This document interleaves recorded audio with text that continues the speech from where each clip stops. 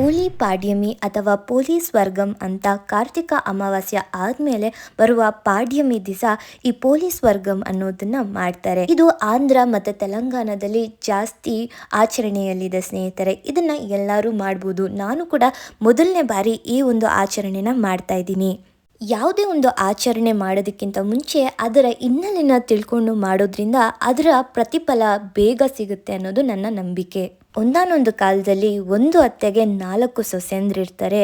Last ಸೊಸೆ ಅಂದರೆ ಯಾರಿಗೂ ಆಗೋದಿಲ್ಲ. ಇದೇ ರೀತಿ ಕಾರ್ತಿಕ ಮಾಸದಲ್ಲಿ ದೀಪಗಳನ್ನ ಹಚ್ಚಿ ಅವರೇ ಪುಣ್ಯನ ಪಡ್ಕೊಬೇಕು ಅಂತ ಲಾಸ್ಟ್ ಸೊಸೆನ ಬಿಟ್ಟು ಎಲ್ಲರೂ ದೇವಸ್ಥಾನಕ್ಕೆ ಹೋಗಿ ದಿನನಿತ್ಯವೂ ಪೂಜೆನ ಮಾಡ್ತಾ ಇರ್ತಾರೆ.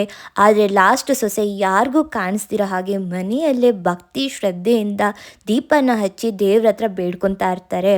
ಈ ಪಾಡ್ಯಮಿ ದಿವಸ ಒಂದು ರಥ ಆಕಾಶದಿಂದ ಬರುತ್ತೆ.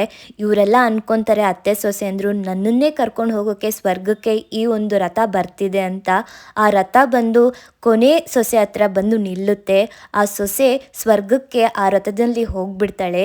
ಅಂದಿನಿಂದ ಇಂದಿನವರೆಗೂ ಈ ಪೋಲಿ ಪಾಡ್ಯಮಿ ಪೋಲಿ ಸ್ವರ್ಗಂ ಅಂತ ಹೆಸರುವಾಸಿಯಾಗಿ ಅಲ್ಲಿ ಆಚರಣೆಗೆ ಬಂದಿದೆ.